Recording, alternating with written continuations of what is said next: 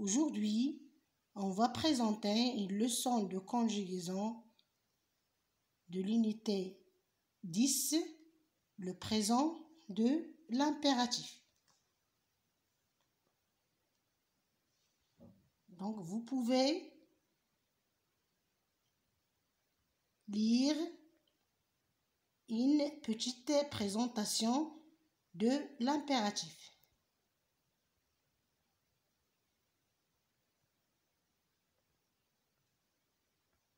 Maintenant, on va passer aux exemples.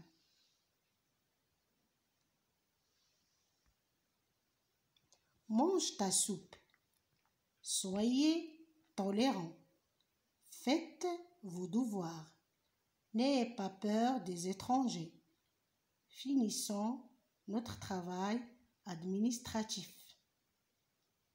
Donc, dans ces phrases, relevez les verbes et indiquez leur groupe.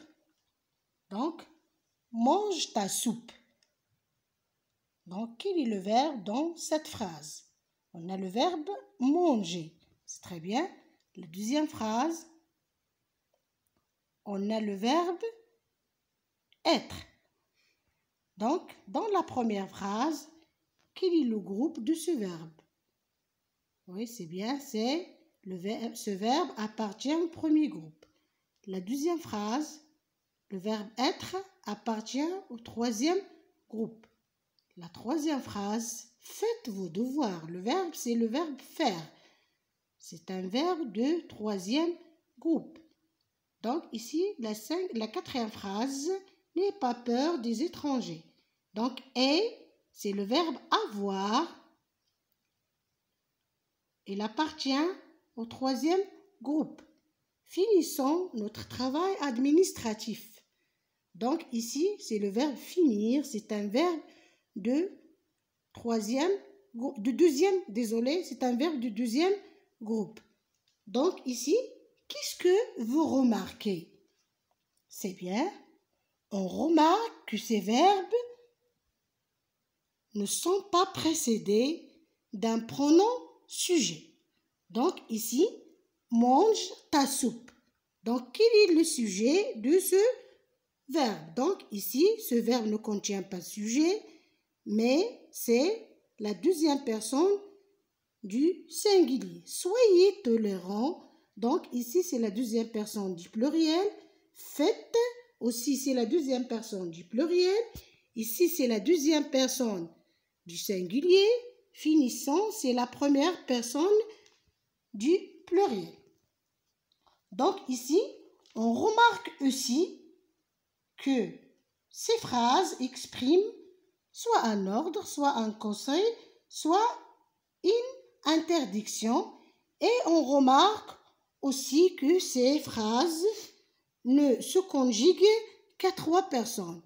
On a la deuxième personne du singulier, la deuxième personne du pluriel, la deuxième personne du singulier, la deuxième personne du pluriel, et la dernière phrase, la première personne du pluriel. Donc ici, puisqu'ils n'ont pas de sujet, donc c'est l'impératif présent. Est-ce que c'est clair pour le présent de l'impératif?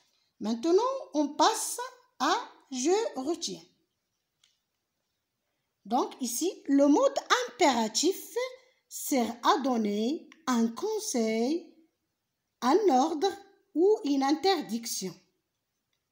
Les verbes à l'impératif n'ont pas de sujet exprimé et se conjuguent seulement à trois personnes. La deuxième personne du singulier, les premières et les deuxièmes personnes du pluriel. À l'impératif présent, les verbes du premier groupe se conjuguent ainsi. Parle avec E, parlons avec ONS, parler avec EZ. Les verbes du deuxième groupe se conjuguent ainsi.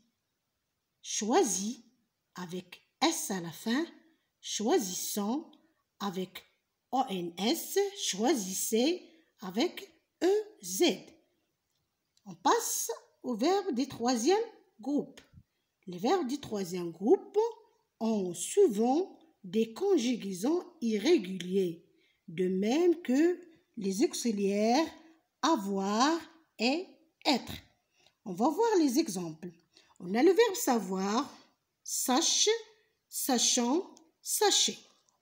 Le verbe être, soit, soyons, soyez. Le verbe avoir, est, ayant, ayez. Tous ces verbes sont de troisième groupe. Est-ce que c'est clair? Donc, on a une petite remarque ici.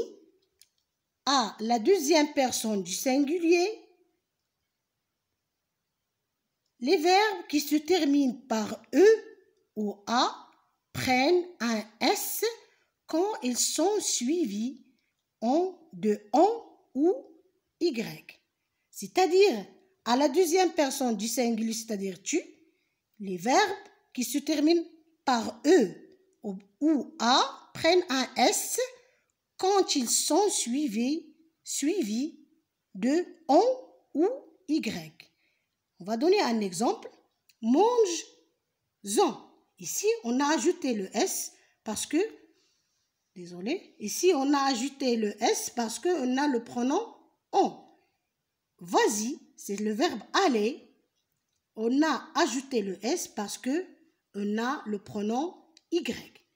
Est-ce que c'est clair? Maintenant, on va passer à l'application. Mets les verbes entre parenthèses à l'impératif présent. On a le verbe avoir, du courage. Deuxième personne du singulier.